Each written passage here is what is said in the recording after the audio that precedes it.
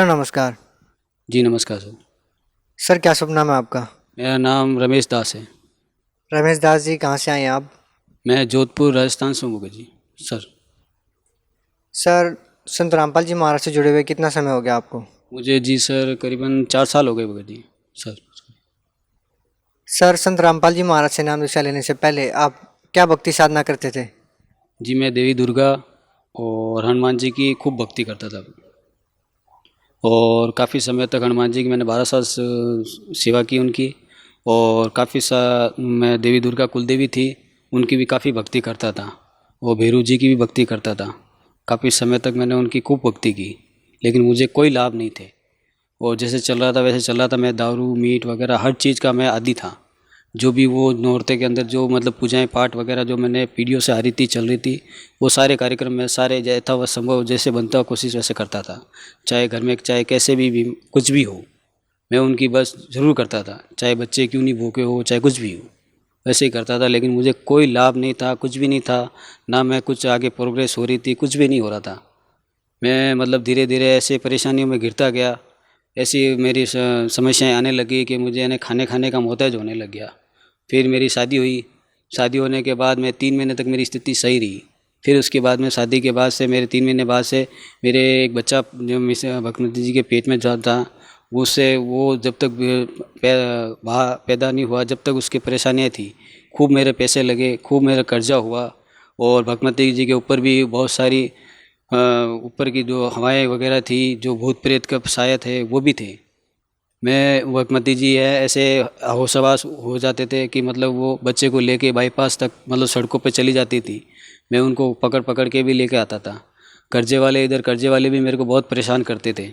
कर्जे वालों ने मेरे को बहुत दुखी करके रखा हुआ था। घर में आता तो घर में घर की समस्याएं थी, बाहर जाता तो बाहर की समस्याएं थी।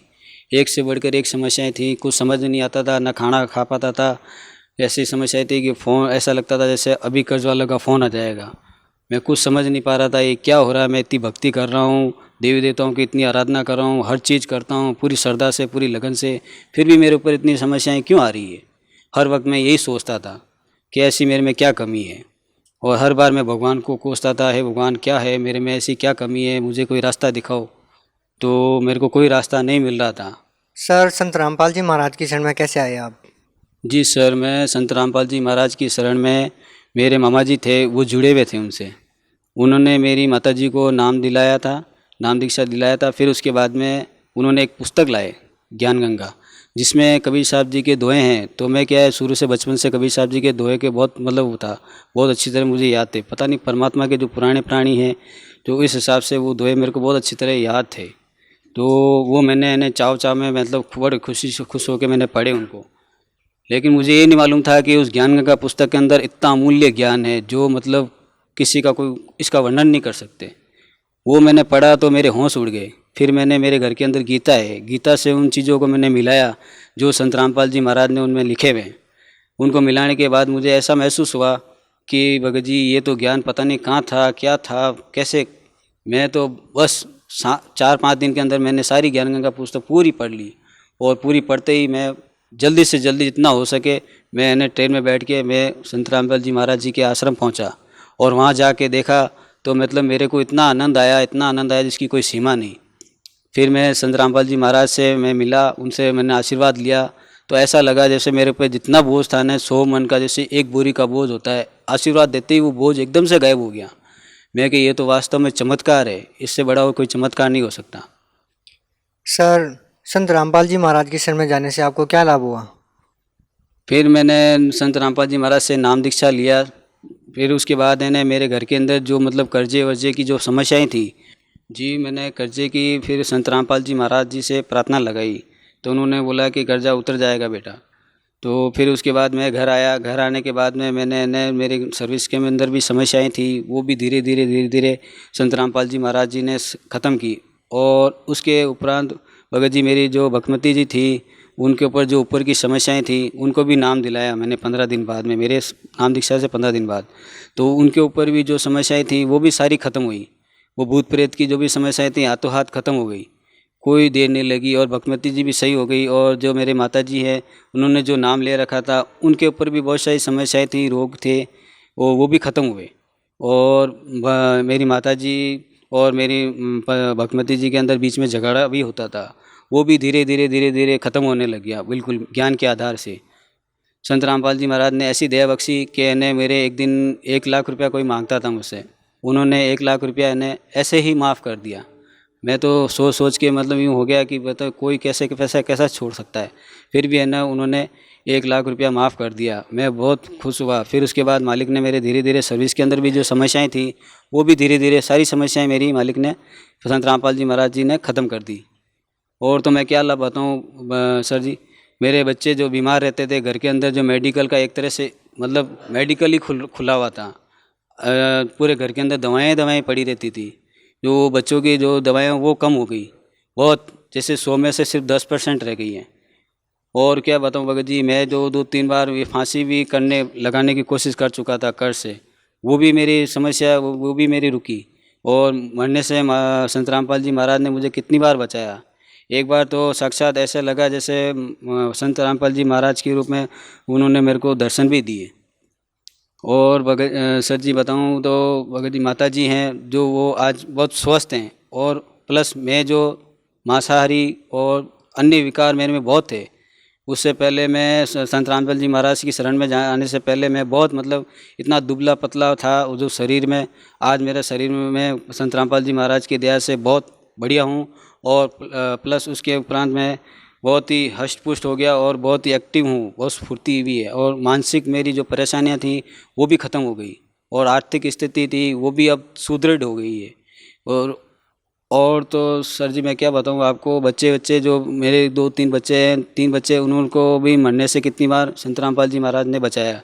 बच्चे मेरे एक बार तो होदी में गिरता गिरता बचा, और कई बार मेरे बच्चे रोड पे खेलते रहते हैं तो वो रोड पे ट्रकों के नीचे आते आते भी बचे। और आज भक्तमती जी इतना मतलब ज्ञानवान हो गई हैं मालिक के ज्ञान से, संत रामपाल जी महाराज जी के ज्ञान से, कि वो भी आज है ना मेरी बातों को मतलब सुनती हैं, करती हैं, कहना भी मानती, हर चीज़ है। और माता जी का भी आदर सत्कार सम्मान करती हैं। आज मेरे परिवार के अंदर सब उपदेशी हैं। सर, जब आप सतलोक आश्रम बरवाला हिसार में जाते थे तो आपको कैसा फील होता था? मुझे बहुत अच्छा फील होता था, ऐसा लगता था जैसे मैं साक्षात सतलोक में आ गया हूँ। ऐसा सुख और आनंद मुझे कहीं नहीं मिलता था। जब मैं वापस आता था तो मुझे ऐसा लगता था आज मैं कहाँ आ गया हूँ, नरक में आ गया हूँ। वही समस्याएं, वही परेशानियाँ। और वहाँ जाने के बाद तो गुरुजी के दर्शन करते थे तो ऐसा लगता था जैसे कि अब कुछ मेरे को वही नज़र आते थे गुरुजी, और कुछ भी दिखता नहीं था आगे पीछे। मेरे को बस ऐसा लगता था मैं नहीं जाऊँ, यहीं रहूँ। सर, संत रामपाल जी महाराज आपको किस प्रकार की भक्ति प्रदान कर रहे हैं? सर, संत रामपाल जी महाराज मुझे शास्त्रानुसार भक्ति मुझे प्रदान कर रहे हैं। वो सभी प्रकार की जो गीता वेद वगैरह सभी खुल के दिखाते हैं, सारी चीज़ें वो खुल के बताते हैं, प्रमाण के स्वरूप बताते हैं। ये तो सीधा संत रामपाल जी महाराज बता देते हैं कि ये देख लो, ये गीता है, ये वेद है, ये पुराण है, सब है, ये देख लो। ये सब मिला के वो बताते हैं अपनी तरफ से, मतलब कुछ ऐसा नहीं है। वो सिर्फ यही बताते हैं, आप करो, देखो और समझो। मेरा तो सिर्फ इतना ही कहना है कि शास्त्रानुकाल भक्ति है, जो भक्ति शास्त्रानुकाल जो बता रहे आज के युग में, और आज के गुरु वगैरह कोई भी नहीं बता रहे। ऐसा ज्ञान आज तक कोई नहीं बता सकता, नहीं बता रहा है इनके अलावा, संत रामपाल जी महाराज जी के अलावा। सर, राजस्थान में भी बहुत से धर्मगुरु हैं, उन सबको छोड़कर संत रामपाल जी महाराज की शरण में क्यों गए?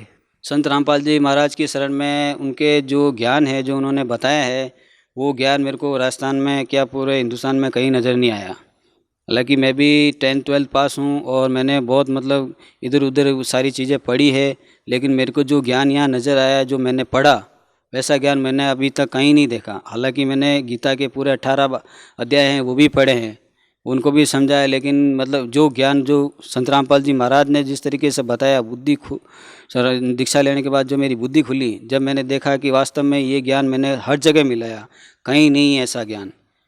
इस ज्ञान को तो कुछ भी कर लो, कहीं पे भी ये ज्ञान नहीं है।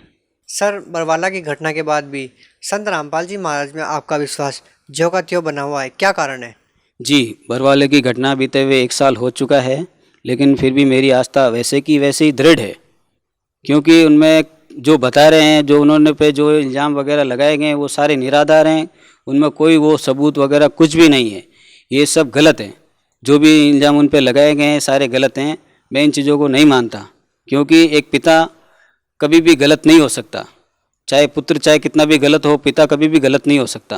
पुत्र भले ही गलत हो सकता है, जो पिता जो कर्म करता है अपने बच्चों के लिए, अपने संतानों के लिए, वो एकदम सही है।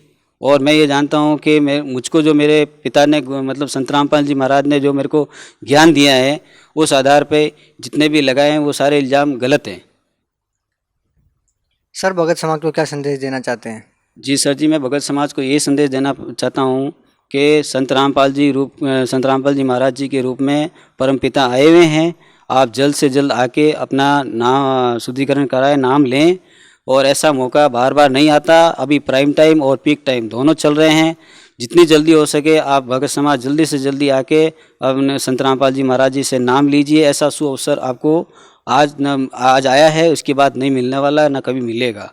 अभी आप मोक्ष चाहते हैं तो 100% मोक्ष है, और इसके अलावा और कोई रास्ता नहीं। कहीं पे भी जाइए, कहीं पे कुछ नहीं है। ये मैंने मेरे खुद के अनुभव से बोल रहा हूँ। मैंने हर एक क्षण अनुभव किया है और आजमाया हुआ है, और मेरे अनुभव से बता रहा हूँ कि आप जल्द से जल्द आके आप नाम लीजिए। ऐसा ज्ञान, ऐसी शिक्षा, ऐसी दीक्षा आपको कहीं नहीं मिलेगी। सबसे बड़ी चीज़ शराब, बीड़ी, तंबाकू, महाराज, ये चीज़ें जो छुड़ाते हैं, ये सबसे बड़ी चीज़ है। आज ये कुरीति समाज के अंदर यही है सबसे बड़ी, कि बीड़ी, सिगरेट, शराब, जो तंबाकू छुड़ाया जाता है, ये आज बहुत चलन में है। तो अब यही चीज़ आप मानिए कि ये सबसे बड़ी चीज़, ये जो छुड़ा रहे हैं, क्या आज कोई धर्मगुरु ऐसा बोलता है कि ऐसे कुछ छोड़ो दो कर दो? ये सबसे बड़ी चीज़ तो ये छुड़ा रहे हैं। तो आपको इससे बड़ी शिक्षा और क्या मिलेगी? आज अपने बच्चों के लिए आज सबसे बड़ा मार्ग यही है कि सबसे बड़ा प्लेटफॉर्म, सबसे शुरुआत जो नींव है, कि बच्चों को आप सीधी शिक्षा दे रहे हैं कि भाई बच्चे, ये टीवी के जो अनलगल चीज़ें हैं ये गलत हैं आजकल जो चल रही हैं। और प्लस ये जो बीड़ी, सिगरेट, तंबाकू, शराब जो चल रहे हैं आजकल, 6वीं 7वीं में बच्चे पढ़ने वाले हैं, वो भी आजकल गलत लाइन में जा रहे हैं।